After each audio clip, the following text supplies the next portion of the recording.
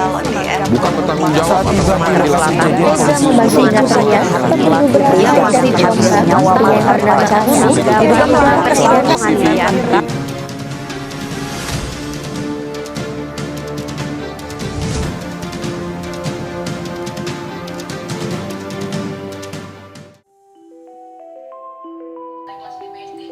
Kok tuh masih buat ada SD yang gerakan ibu.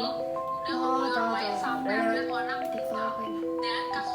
Parah sih, masih SD dia ngebully. Terus tuh parah yang satu meninggal. Iya loh, padahal masih SD. Iya, parah sih. Masih SD udah melakukan tindakan pembunuhan.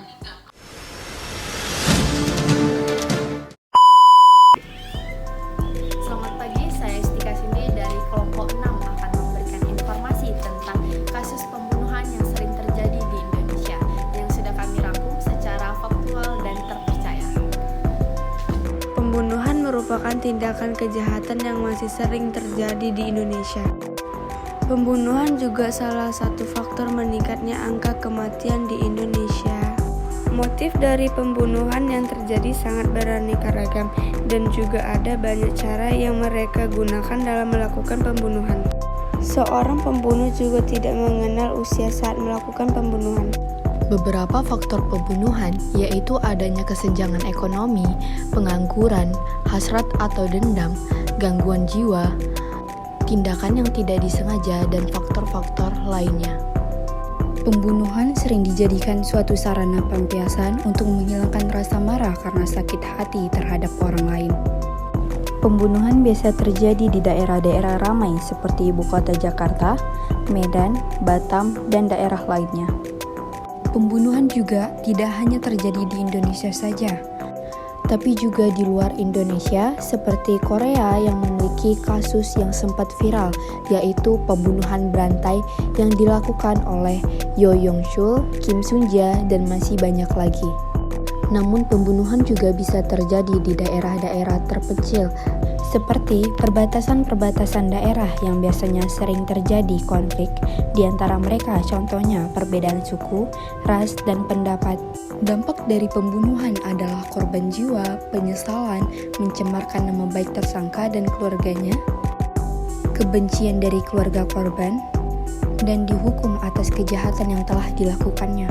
Contoh kejahatan pembunuhan yang pernah terjadi dan ramai dibicarakan di Indonesia adalah pembunuhan berantai yang telah membunuh sebanyak 11 orang di Jombang, Jawa Timur yang dilakukan oleh Rian. Ada juga kasus bendahara kelas yang dibunuh teman gara-gara tagih iuran kas kelas. Ada seorang pria membunuh mantan pacar menggunakan kloset di Pandeglang, Banten. Ada juga kasus pembunuhan sadis di kota Batam yang dilakukan oleh Iwan. Dan ada juga kasus pembunuhan yang pernah viral pada tahun 2022, yaitu kasus pembunuhan berencana terhadap Brigadir Nofriansah Yosua Huta Barat alias Brigadir J yang dilakukan oleh mantan Kepala Divisi Propam Polri Verdi Sambo.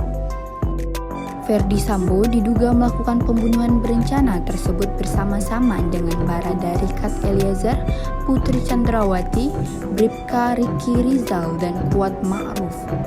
Perbuatan Sambo dan kawan-kawan itu dilakukan di rumah dinas yang terletak di Komplek Polri Duren 3, Jakarta Selatan pada Jumat 8 Juli 2022. Kasus pembunuhan berencana Brigadir J ini baru mencuat ke publik 3 hari setelah peristiwa di rumah dinas Sambo pada Jumat 8 Juli. Saat itu kepolisian menyebut terjadi baku tembak antara Brigadir J dan Bahara E yang membuat Brigadir J tewas. Namun setelah diselidiki lebih lanjut oleh tim khusus bentukan Kapolri Jenderal Listio Sigit Prabowo, tak ada peristiwa tembak-menembak. Kejadian yang sebenarnya ialah Barada E menembak Brigadir J. Karena kasus pembunuhan Brigadir J, Sambo pun telah resmi dipecat dari Polri, dan Presiden Joko Widodo menyebut kasus Sambo ini membuat tingkat kepercayaan publik terhadap Polri runyam. Kasus pembunuhan yang sering terjadi di Indonesia, seharusnya kepolisian atau penegak hukum mencegah atau menindaklanjuti kasus pembunuhan agar masyarakat merasa aman, tenang, dan damai. Sekian informasi yang dapat saya sampaikan. Terima kasih.